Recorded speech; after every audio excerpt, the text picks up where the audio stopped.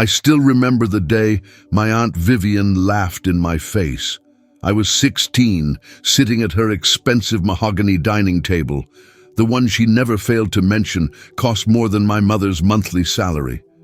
"I want to be a designer," I said, my voice barely above a whisper. My portfolio was spread out on the table, sketches I'd spent months perfecting.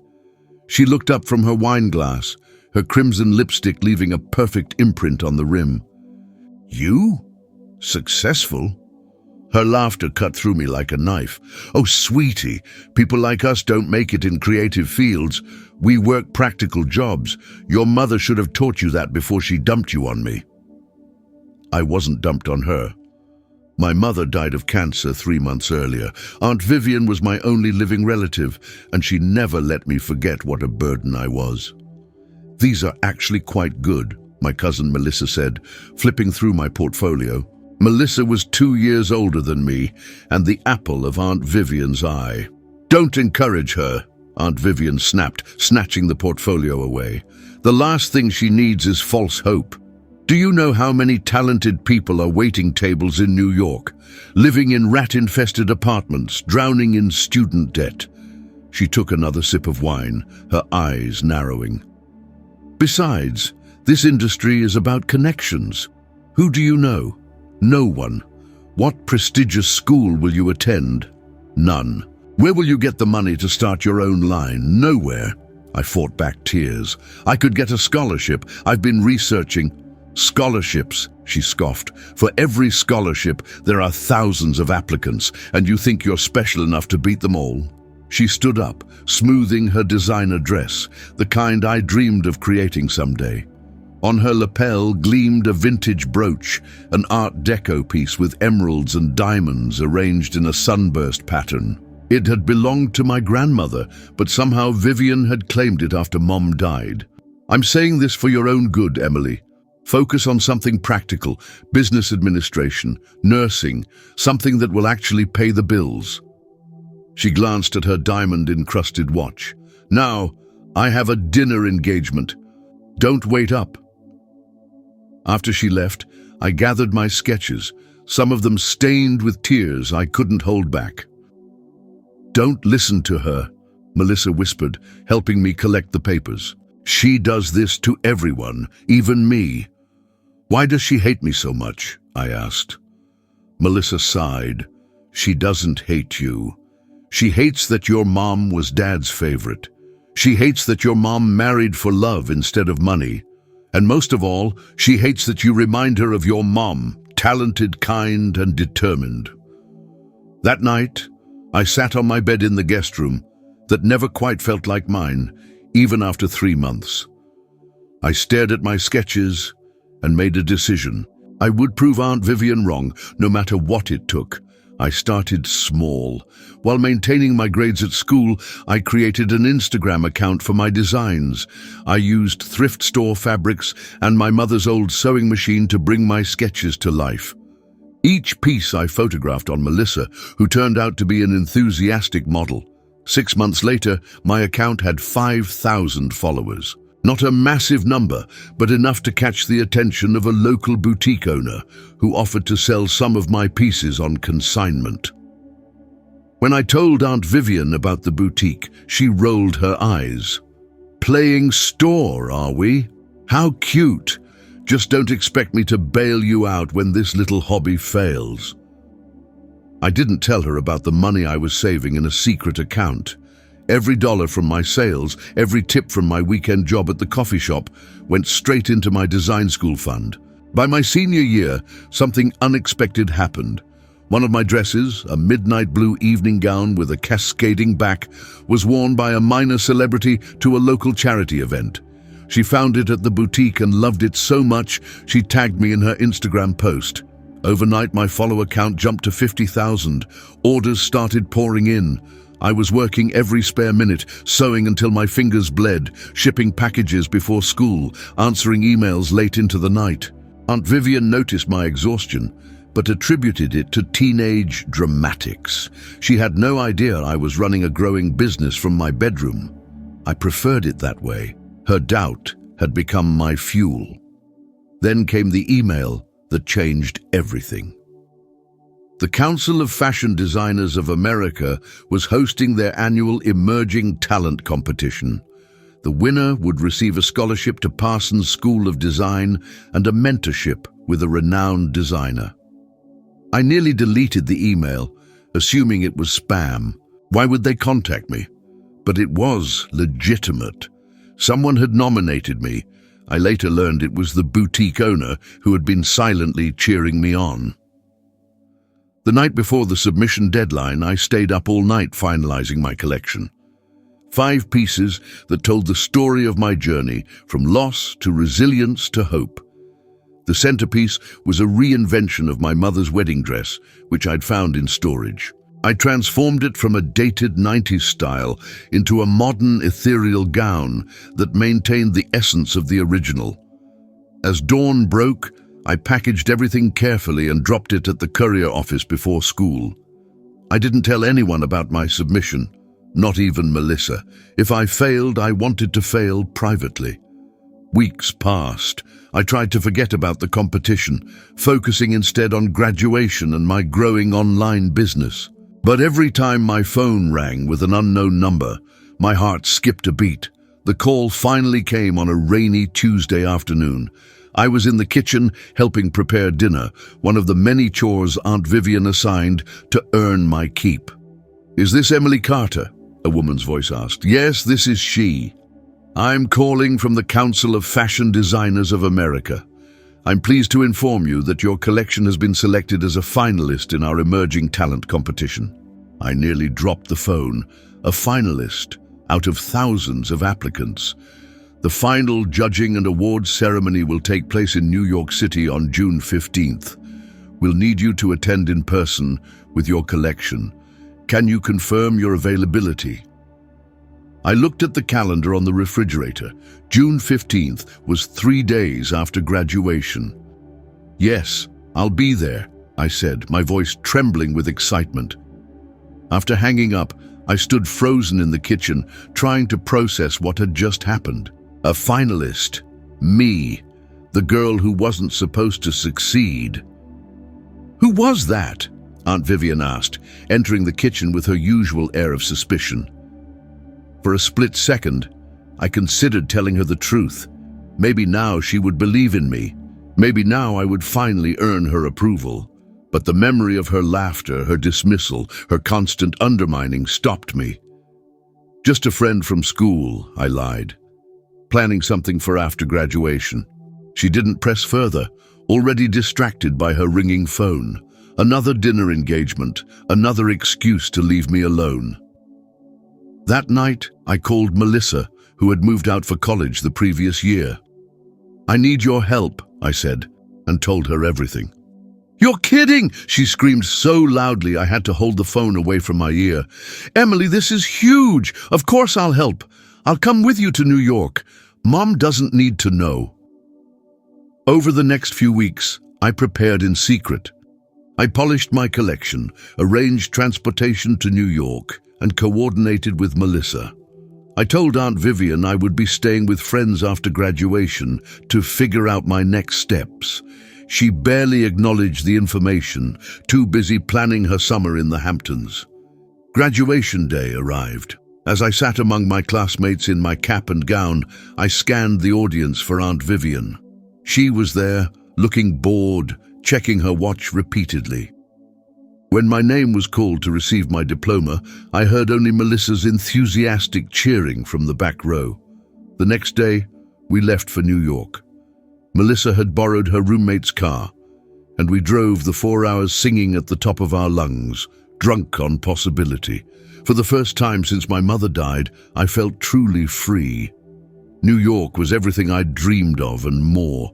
The energy, the fashion, the sense that anything could happen. It wrapped around me like a comfortable blanket. The competition organizers had arranged for finalists to stay at a boutique hotel near the venue.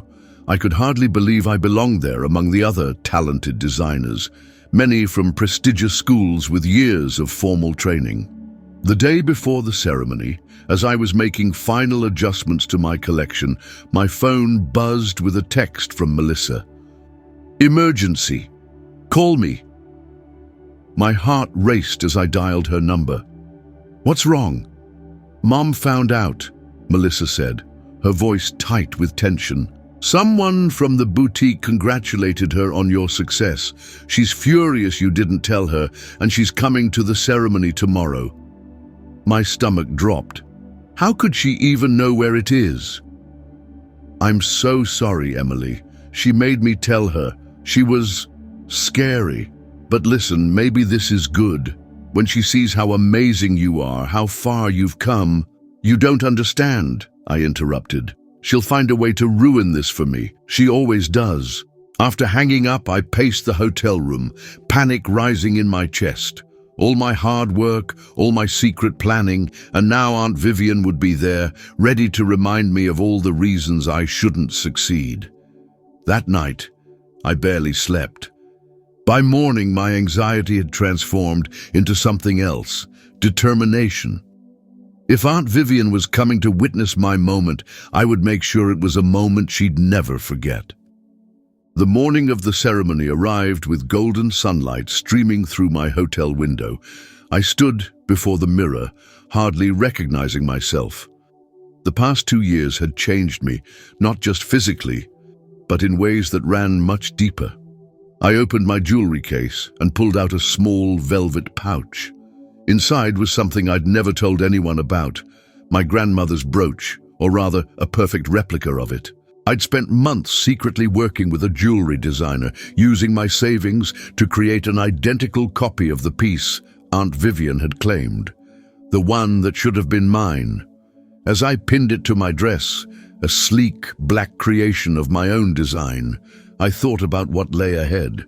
Today wasn't just about winning a competition, it was about reclaiming my identity, my heritage, my right to succeed. My phone chimed with a text from Melissa. We're here. Mom's in a mood. Brace yourself. I took a deep breath, grabbed my portfolio, and headed downstairs. The venue was breathtaking, a renovated historic building with soaring ceilings and dramatic lighting.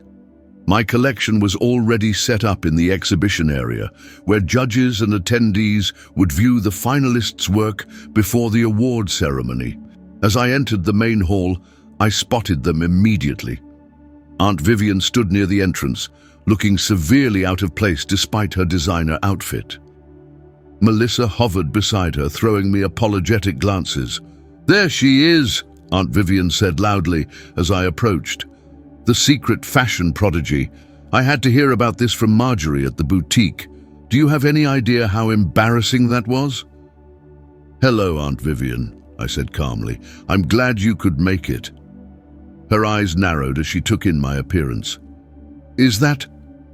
She stopped short, staring at the brooch on my dress. Grandmother's brooch. I finished for her. It looks like it, doesn't it? Confusion flickered across her face. But how? I should check on my collection, I said, cutting her off. The judges will be making their rounds soon. Feel free to look around. I walked away before she could respond, my heart pounding. It was a small victory, but it felt enormous. For the next hour, I mingled with other designers, industry professionals, and fashion journalists. To my surprise, many knew my name and my work. My Instagram following had grown to over 200,000 by then, and my designs had been featured in several online publications. From across the room, I watched Aunt Vivian and Melissa viewing my collection. Melissa was animated, pointing out details and clearly explaining my vision. Aunt Vivian's face remained impassive, but she spent a long time examining each piece. Then it was time. We were all called to take our seats for the awards presentation. I sat in the front row with the other finalists, while Aunt Vivian and Melissa found seats several rows back. The ceremony began with speeches from industry leaders about the importance of nurturing new talent. I tried to focus, but my mind kept drifting to Aunt Vivian. What was she thinking? Did she still believe I was destined to fail? Finally, the moment arrived. The head judge stepped to the microphone, holding the envelope that contained the winner's name. The Council of Fashion Designers of America is proud to present this year's Emerging Talent Award to a designer who has demonstrated extraordinary creativity, technical skill, and unique vision. Someone who has overcome significant personal challenges to pursue their passion for fashion.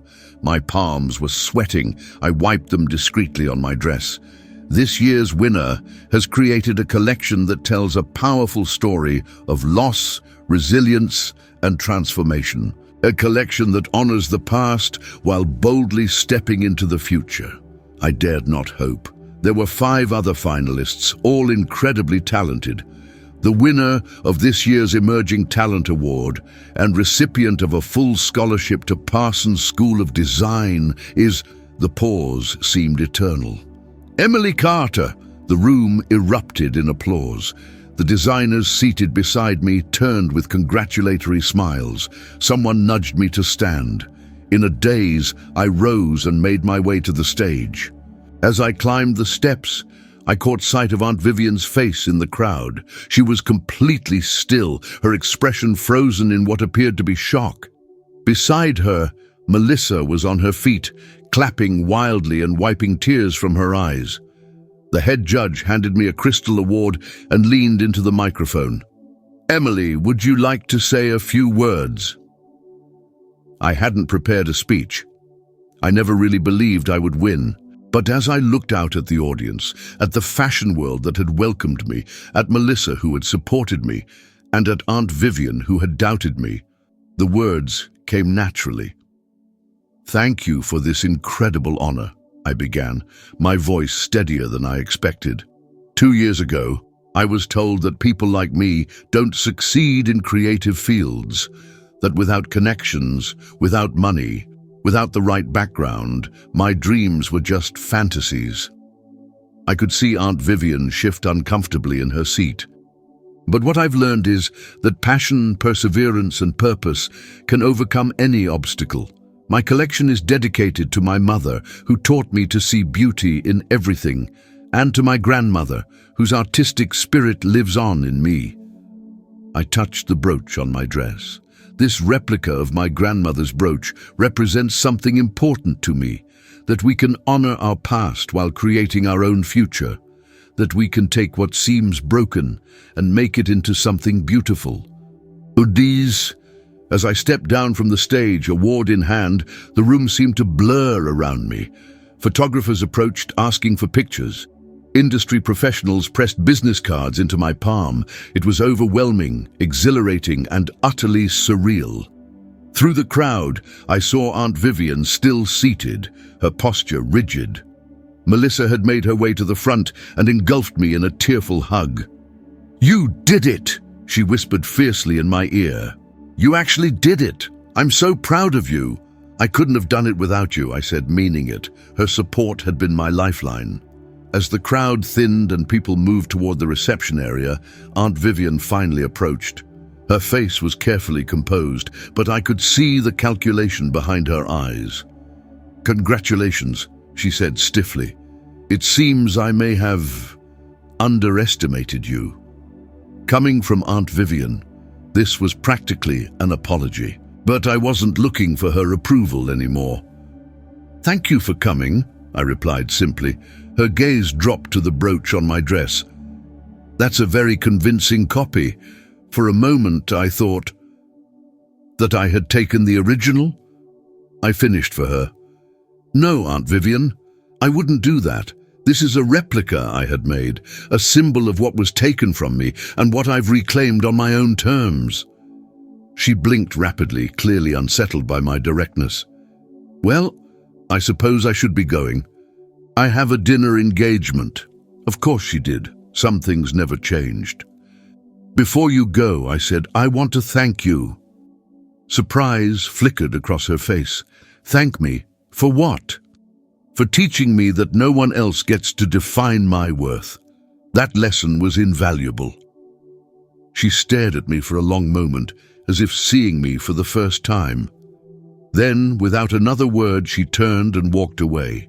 I watched her go, feeling neither triumph nor bitterness, just a quiet certainty that I had finally broken free of her shadow. The next few hours passed in a whirlwind of congratulations and conversations. Design houses offered me internships. Retailers expressed interest in carrying my collection. A well-known fashion blogger wanted to feature me in a documentary about up-and-coming designers.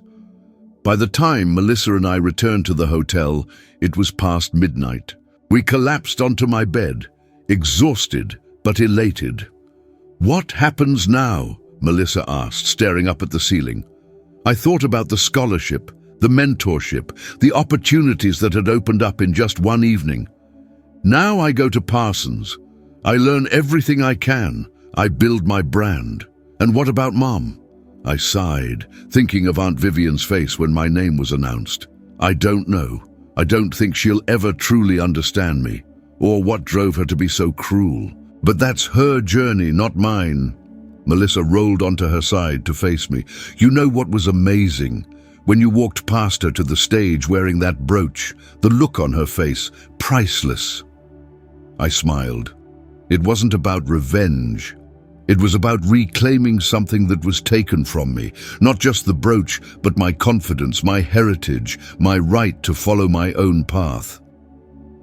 The next morning, as I packed my belongings, I received an unexpected delivery, a small package with no return address. Inside was a velvet box containing the original brooch, along with a handwritten note. "This belonged to your grandmother. It should be yours. V." I sat on the edge of the bed, holding the genuine article next to my replica. They were nearly identical, yet the original carried the weight of family history, of my mother's touch, of generations of women who had worn it before me. I pinned it carefully to my jacket, feeling its familiar weight against my chest. Not as a symbol of victory over Aunt Vivian, but as a connection to the women who had come before me. Women whose creative spirit lived on in my designs. As Melissa and I checked out of the hotel, my phone buzzed with a notification. The fashion world was already talking about my collection, about my story, about what was next for Emily Carter Designs. But my thoughts were elsewhere. I thought of my mother, who had always believed in me. I thought of my grandmother, whose artistic legacy I was carrying forward. And I thought of the 16-year-old girl at a mahogany dining table, fighting back tears as her dreams were dismissed. "You okay?" Melissa asked, noticing my silence. I nodded, taking a deep breath of New York air filled with possibility. "More than okay. I'm exactly where I'm supposed to be." We stepped into the sunshine, heading toward the subway that would take us to Parsons, where I would tour my future school. The brooch caught the light, sending prisms dancing across the sidewalk. Ahead lay challenges, of course. The fashion world was notoriously fickle. Success today didn't guarantee success tomorrow. But I had learned something invaluable on this journey. The greatest obstacle to my dreams had never been lack of money or connections or prestigious education. It had been doubt planted by others, doubt that had taken root in my own heart, and I had overcome it. As we descended into the subway, I thought of all the 16-year-olds out there, sitting at tables while someone told them their dreams were impossible. I hoped they would find the strength I had found, the courage to prove the doubters wrong. Because there is no sweeter victory than standing in your truth while those who dismissed you watch in silence, unable to deny the power of passion, perseverance, and unwavering belief in yourself. That was my real triumph. Not the award, not the scholarship, not even reclaiming my grandmother's brooch. My triumph was becoming the woman my mother always knew I could be, the woman Aunt Vivian never believed I would become. A woman who turned pain into purpose, obstacles into opportunities, and a hand-me-down sewing machine into the beginning of a design empire. A woman who walked her own path, no matter how many people said it couldn't be done.